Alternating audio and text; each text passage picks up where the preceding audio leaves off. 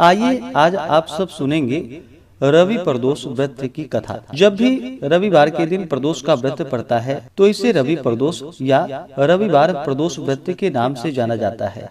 जो भी भक्त सच्ची श्रद्धा के साथ, नियम और निष्ठा के साथ रवि प्रदोष का व्रत करते हैं, इस दिन भगवान शिव जी का पूजन करते हैं। इस व्रत के प्रभाव से आयु तथा आरोग्यता की प्राप्ति होती है और भगवान शिव जी अपने भक्तों के मनोरथों को पूर्ण करते हैं। प्रदोष का व्रत, जो कि प्रत्येक माह के कृष्ण पक्ष और शुक्ल पक्ष की त्रयोदशी तिथि के दिन जब भी प्रदोष काल का समय प्राप्त होता है, उस दिन इस व्रत को धारण किया जाता है। यह व्रत भगवान शिव जी की कृपा प्राप्ति के लिए, भगवान शिव जी को प्रसन्न करने के लिए धारण किया जाता है। इस व्रत को स्त्री या पुरुष कोई भी धारण कर सकते हैं।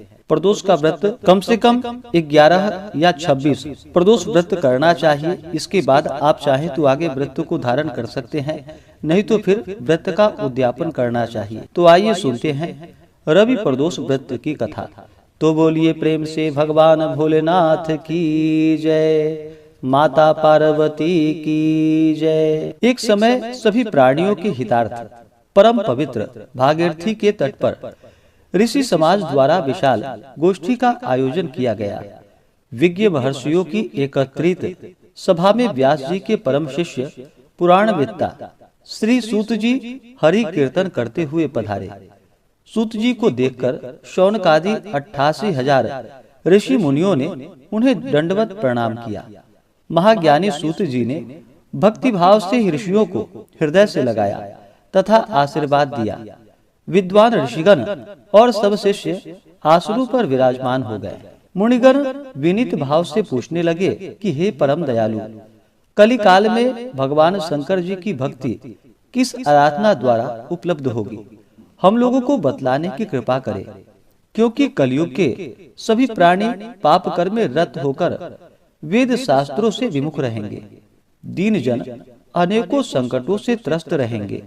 हे मुनि श्रेष्ठ, कलिकाल में सत्कर्म की ओर किसी की रुचि न होगी।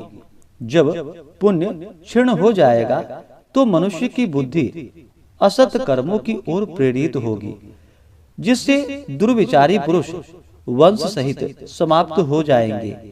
इस अखिल भूमंडल पर जो मनुष्य ज्ञानी होकर ज्ञान की शिक्षा नहीं देता, उस पर परम पिता परमेश्वर कभी प्रसन्न नहीं होते हैं। हे महामुने, ऐसा कौन सा उत्तम व्रत है जिससे मनोवांछित फल की प्राप्ति होती है? कृपा कर बतलाइए। ऐसा सुनकर दयालु हृदय श्री सूत जी कहने लगे कि हे श्रेष्ठ मुनियों तथा शौनक जी, आप धन्यवाद के पात्र हैं। आपके विचार सराहनीय हैं एवं प्रशंसनीय हैं। आप वैष्णवों में अग्रगण्य हैं, क्योंकि आपके हृदय में सदा परहित की भावना रहती है। इसलिए हे शौनकादि ऋषि मुनियों, आप सुनिए।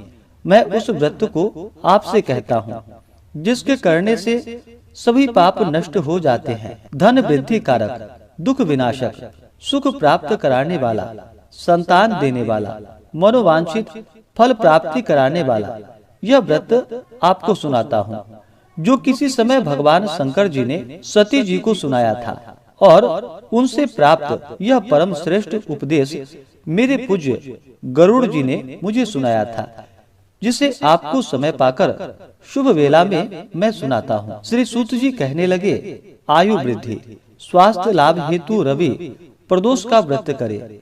इसकी विधि इस प्रकार है। प्रातः स्नान कर निराहार रहकर शिव जी के ध्यान में मग्न हो शिव मंदिर में जाकर शंकर जी की पूजा करे।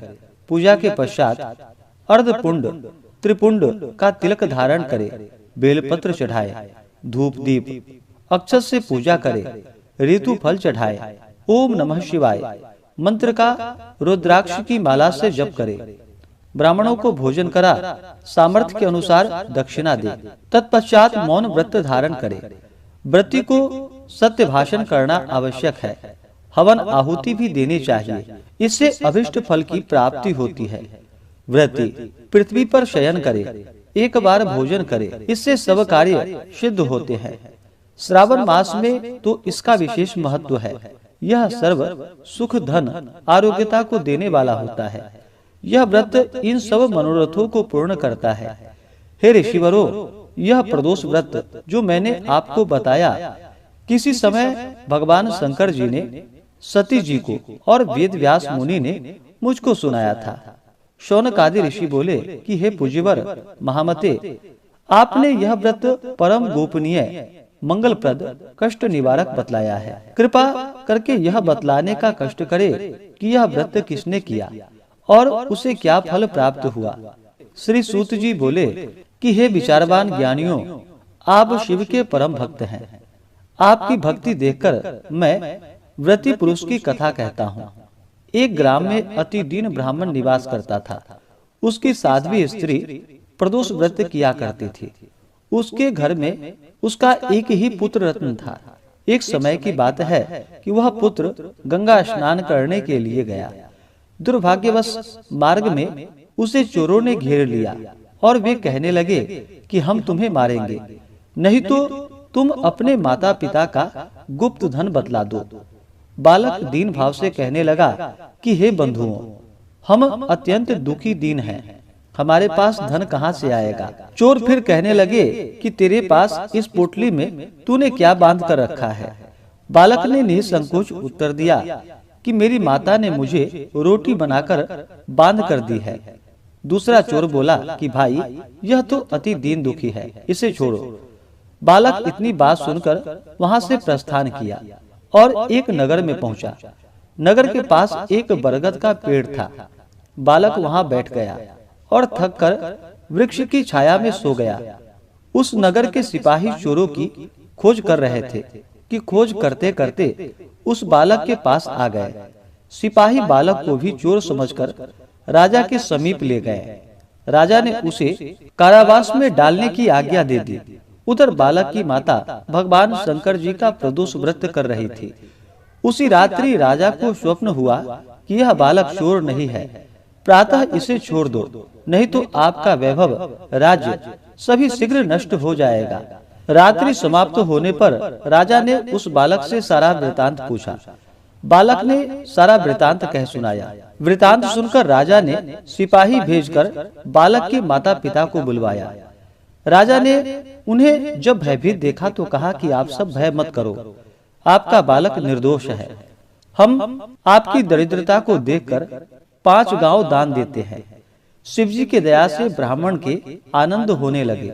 इस प्रकार जो कोई इस व्रत को करता है उसे आनंद की प्राप्ति होती है और भगवान शिवजी उसके मनोरथों को पूर्ण करते हैं। तो बोलिए प्रेम से भगवान भोलेनाथ की जय, माता पार्वती की जय। इसी प्रकार से ज्ञानवर्धक जानकारियां प्राप्ति के लिए, व्रत पूजा के बारे में जानने के लिए, कथा को सुनने के लिए चैनल पे अगर आप पहली बार आए हैं तो चैनल को लाल बटन दबा करके सब्सक्राइब करें, साथ में बेल आइकन घंटी को दबाएं ताकि आने वाली वीडियो का नोटिफिकेशन आपको समय से मिलता रहे।